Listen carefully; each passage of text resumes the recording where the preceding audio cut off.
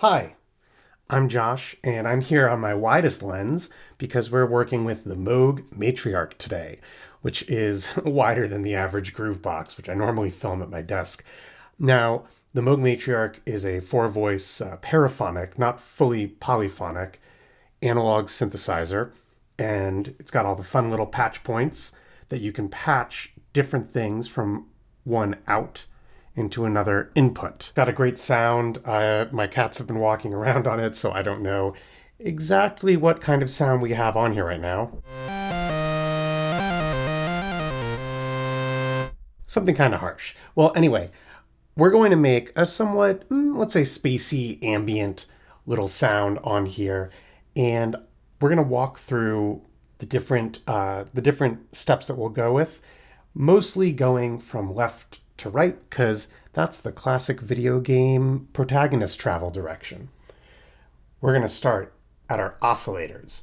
So I mentioned the Moog Matriarch has four voices, and that's not actually correct. It has four oscillators. And what we're going to do over here, we have this little paraphony switch, and we're going to set it to the middle to two voice mode. So that's going to devote each pair of oscillators to a single voice. And we're going to set it so oscillator 1 will be a saw set to 4 feet. Oscillator 2 will be square set to 8. Oscillator 3 will be a saw set to 4 feet. And oscillator 4 will be a saw set to 8. So right now, and I'm going to bring everything else down to 0 so you can hear just what we've got right here. Oh, still got noise on there, sorry. Not the most inspiring sound. Let's keep layering. One fun thing with the Matriarch, you have this little mixer section, and if you turn, let's say I turn oscillator 1 way past 12 o'clock, you might hear it starts to distort a little, and we're actually going to take advantage of that. So we're going to turn these to about where 2 o'clock would be. And we're also going to add in some noise at about 9 o'clock for a little extra harshness.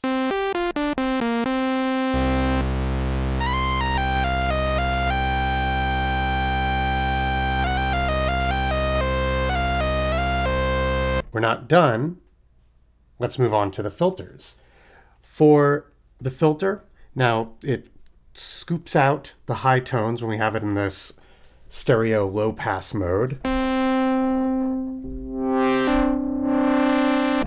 which that does sound neat on its own, but we're going to turn, well, we already got the resonance down all the way, and this keyboard tracking knob will turn up, I'm going to say some of the way, about 3 o'clock. And we'll turn this cutoff, I'm going to point it towards 2 kilohertz there.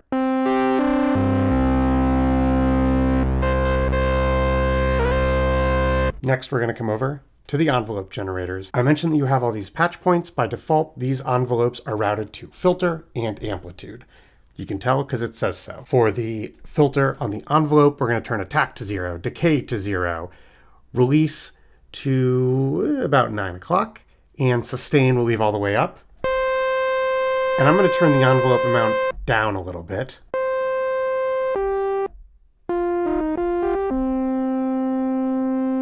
It doesn't sound like much now, but just trust me, trust the process. Now we'll come over to the amplitude envelope. Attack will stay at 0. The decay will turn to about 9 o'clock and the release to about 10.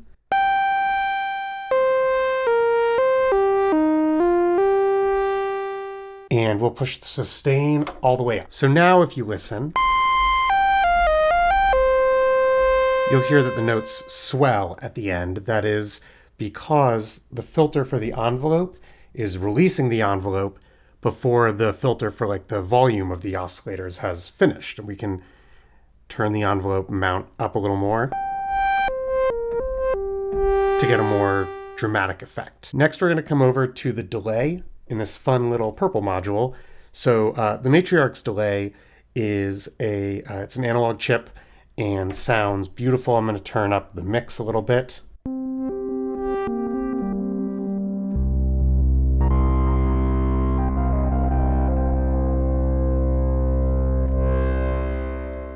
already. Of course, the delay sounds beautiful, but we are going to do a little more to it. We've got the spacing all the way up. We're going to have the feedback and mix at around 12 o'clock, and the delay time we'll have at around 12 o'clock as well.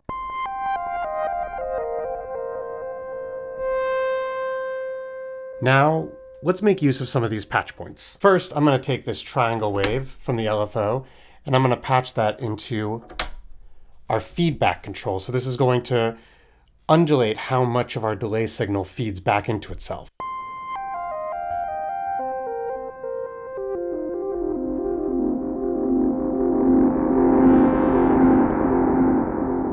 So you can hear how that now swells, and if you turn it up so the LFO goes really fast,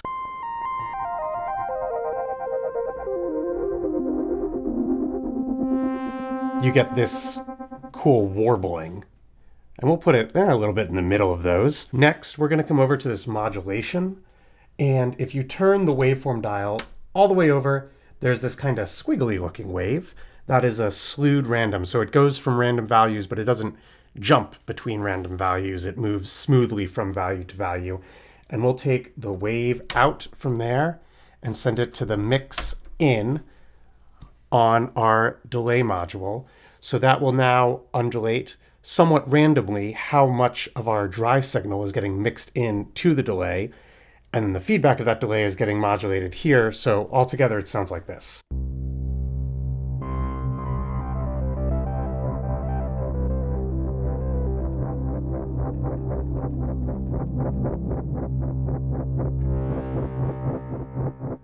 And if we turn things like the keyboard tracking down or the LFO rate, and we can even bring the feedback down a little bit so it doesn't always go.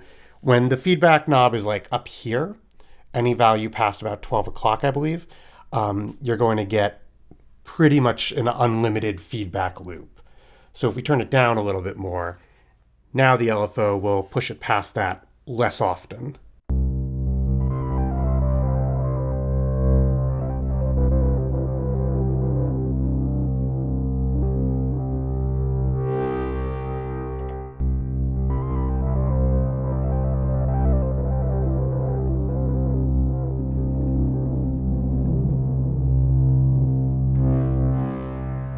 Other things we could change, I lowered the keyboard tracking, we could open up the filter a little more.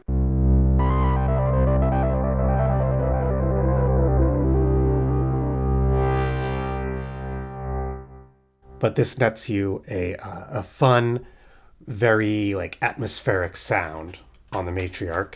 Crucially, pretty easy to do. One thing that is fun to add, if you ever want to get these kind of ambient-ish sounds, I have a reverb pedal right up there.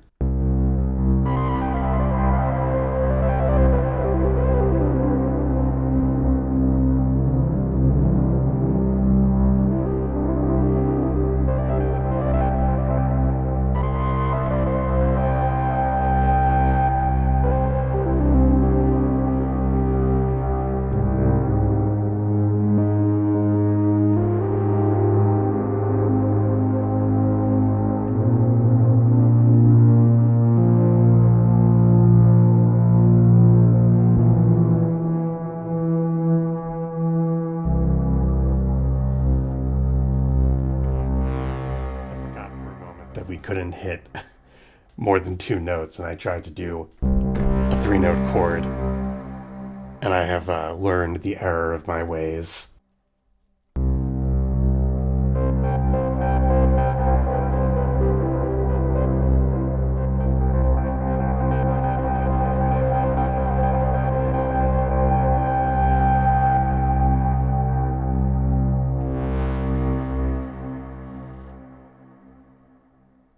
A fun way to modify this, we could take that modulation signal that we had. I'm bringing over my patch cables. We could take that modulation signal and instead patch it into the utilities. And then from there, ooh, too many patch cables. Patch one of those into our mix in, and check this out, another one to control our LFO rate. So now our LFO rate is also being changed randomly.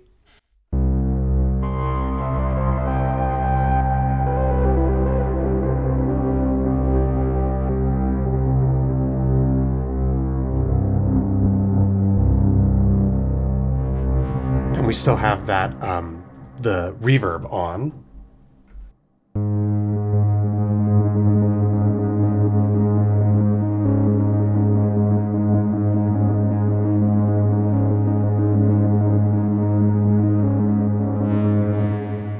So we've still got that extra space, but if you want to hear it without that,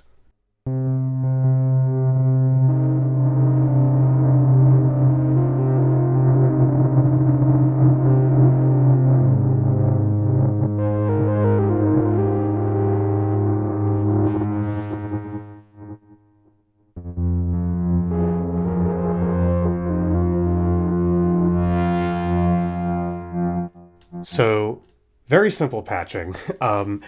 I hope I made this easy enough to follow. If it was difficult to follow, I apologize. That was not due to the complexity of the ideas being presented. Was a failure on my part, and if so, I vow to learn from it. But I wanted to thank you so much for stopping by, hanging out. I very easily could get lost in just noodling around, making big spacey sounds, but I don't know if anyone wants like a 3-hour video of me just doing a bunch of little and. So we'll cut it off here. Yeah, thank you so much for stopping by. I hope you enjoyed it, and I look forward to seeing you in the next video. And I promise when I'm not using my super wide angle lens, my desk will look a lot cleaner. Okay, thank you. Bye.